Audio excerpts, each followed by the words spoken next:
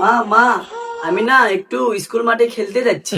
ঠিক আছে বাবা, দেখে শুনে খেলাধুলা করবা, ওখানে বিষাধর মানুষ থাকে, क्या बक रहे हो আমার मादर যেন কামড় चोद? যেন না দেয়। যাও। ঠিক আছে মা, আসি।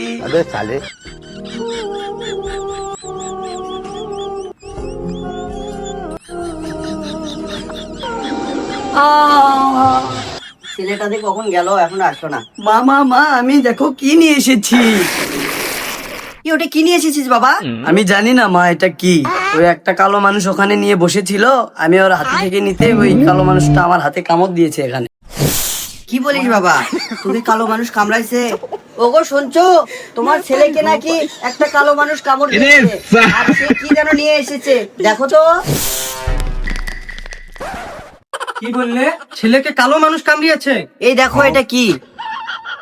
আরে এটা তো মানুষের মনি, মোবাইল। মানুষ তো কামড়াবেই, এদের অনেক রাগ। এরা 100 বছর পর হলেও এটার প্রতিশোধ নেয়। তুমি এটা লুকিয়ে রাখো, মানুষ যে কোনো সময় পিছে পিছে আসতে পারে। আমি দাদন বাবাকে গিয়ে ডেকে আনছি, ছেলের বিষ নামাতে হবে। তুমি তাড়াতাড়ি নিয়ে আসো, আর আমি দেখছি কোন মানুষ আছে। ঘরলার ভর করে রে আমার, ঘরলার ভর করে। বাবা বাবা, তাড়াতাড়ি আমাদের বাড়িতে চলেন। আমার ছেলেকে কালো মানুষ কামড়িয়েছে, তার বিষটা একটু নামাতে হবে। কি বললি? কালো মানুষ কামড়িয়েছে?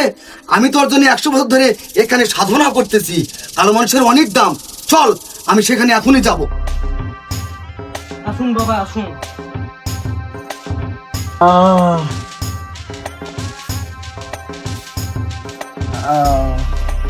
তোর ছেলেকে তো 30 থেকে 25 বছরের একটা কালো মানুষ কামড়িয়েছে।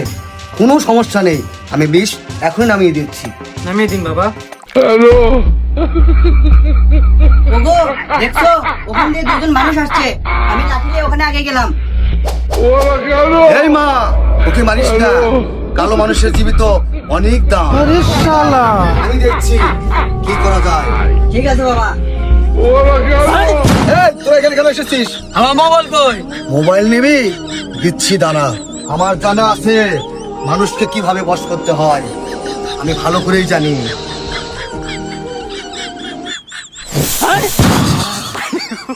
বিষ নামিয়ে দিয়েছি, টেনশনের কোনো কারণ নেই। আমি দাওয়াই দিয়ে পাঠাবো নি, আমি বিক্রি করে আসি।